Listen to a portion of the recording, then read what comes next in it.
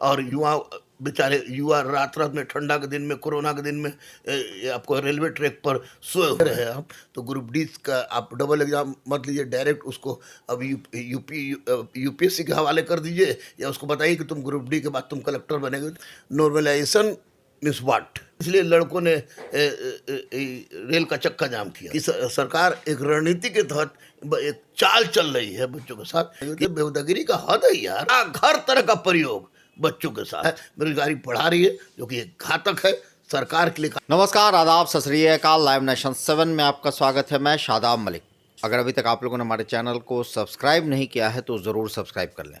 RRB ने NTPC CBT 1 का result क्या निकाला, अभ्यर्थियों में गुस्सा भर गया। और ये गुस्सा क्या है, किस मुद्दे पर है, क्योंकि इसे लेकर जो नॉर्मलाइजेशन की बातों पर सवाल उठ रहे हैं, साथ ही साथ रिज़ल्ट पर सवाल उठ रहा है। और इसे लेकर छात्रों ने जहां एक तरफ ट्विटर कैंपेन चलाया तो वहीं सड़क पर उतरकर चक्का ट्रेन का भी जाम कर दिया। और इस मुद्दे पर बात करने के लिए हमारे साथ मौजूद हैं गुरु रहमान सर। लाइव नेशन 7 में आपका स्वागत है। शुक्रिया, बहुत बहुत स्वागत है सर।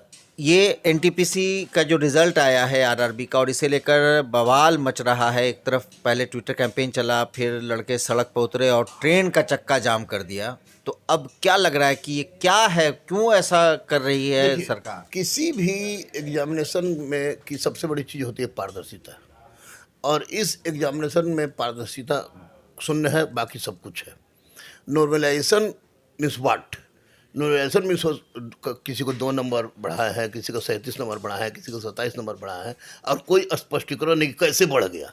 तो निश्चित रूप से अगर फर्स्ट सिटिंग में क्वेश्चन हल्का रहे या सेकंड सिटिंग में क्वेश्चन हल्का रहे, तो इसके लिए उत्तरदायी लड़के नहीं होते, उत्तरदायी होता है आयोग। तो अगर लड़के गुस्सा कर रहे हैं या गुस्सा में आ गए हैं तो स्वाभाविक प्रक्रिया है, ये तो होना ही था।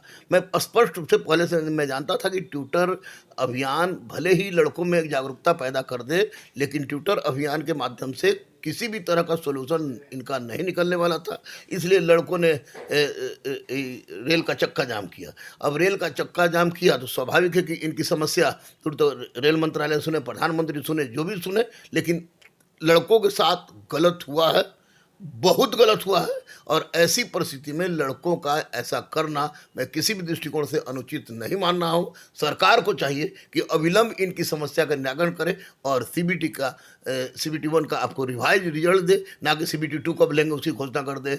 आपको गैंगमैन से संबंधित जो समस्या ये है उस पर कर रहा है, ग्रुप डी का नोटिफिकेशन जारी कर दिया। तो आप एक समस्या सोल्व कर नहीं रहे हैं और बाकी दूसरे समस्या को और सामने उसमें भी समस्या कर दिया सर। जैसा कि लड़के कह रहे हैं कि ग्रुप डी में पहले से अनाउंस नहीं था कि 2 एग्जाम होगा, अब ग्रुप डी का भी एग्जाम 2 होगा, मतलब सीबीटी 1 देखिए, 2 होगा। मैं स्पष्ट रूप से मैं पहले से कह रहा हूं, अभी भी कह रहा हूं कि ये पूरी तरह से एक रणनीति के तहत सरकार की रणनीति कहिए, सरकार की ही रणनीति कहिए कि सरकार एक रणनीति के तहत एक चाल चल रही है बच्चों के साथ कि ऐसा कर दो कि पूरा सीट भरे नहीं, और इस सीट पर बार बार हम इसको भंजाएं, अपने इलेक्शन मुद्दा के रूप में भंजाएं। जबकि हर सरकार कहती है, चाहे किस कहीं की सरकार हो, वो सरकार कहती है कि सबसे हमारे देश की सबसे महत्वपूर्ण युवा है, 65% आबादी युवाओं की है, और बेचारे युवा रात रात में ठंडा के दिन में कोरोना के दिन में आपको रेलवे ट्रैक पर सोए हुए हैं। खाने पीने का उनके पास पैसा नहीं है, पानी का पैसा नहीं है, खाने का पैसा नहीं है। तो ऐसी परिस्थिति में सरकार गलत है, गलत है, गलत है। लड़कों के साथ नाइंसाफ़ी हुई है, लड़कों के साथ नाइंसाफ़ी हो रही है, और अगर ऐसी बात रही तो ये तो आगाज है शादाब बाबू, अंजाम बहुत व्यापक होगा। और जब आग एक जगह लगती है तो कुछ लोग भागते हैं, लेकिन जब परिस्थिति सिस्टम ध्वस्त होने लगेगी ना, तो महंगा पड़ सकता है सरकार को भी।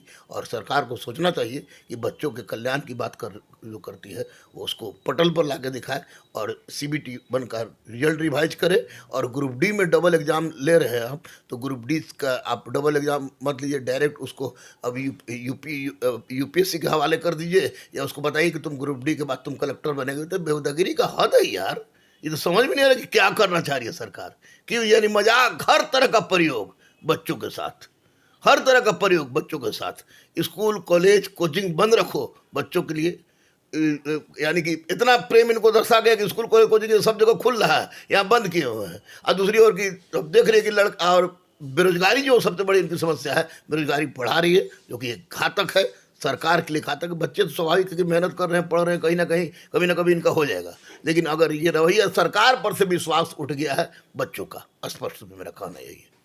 तो बहुत बहुत धन्यवाद सर जो आपने ये बातें बोली। और बिल्कुल गुलरहमान का सीधा कहना है कि एक तरफ जहां CBT 1 NTPC का रिजल्ट रिवाइज होना चाहिए, तो वहीं ग्रुप डी में जिस तरह से अब दो यानी PT और मेंस यानी CBT 1 CBT 2 ग्रुप डी के लिए भी RRB ने नोटिफिकेशन जारी कर दिया है, तो ये भी एक तरह का कहा जाए तो बच्चों के भविष्य के साथ खिलवाड़ है। और ग्रुप डी के लिए इस तरह की प्रक्रिया करना सरासर गलत है। अब देखना है कि सरकार क्या कुछ करती है। बने रहे हमारे साथ, देखते रहे हमारा वीडियो। अगर आपको हमारा वीडियो पसंद आता है तो हमारे चैनल को जरूर सब्सक्राइब करें। फेसबुक के जरिए देख रहे हैं तो पेज लाइक करें, साथ ही ट्विटर हैंडल पर हमें फॉलो जरूर करें। धन्यवाद।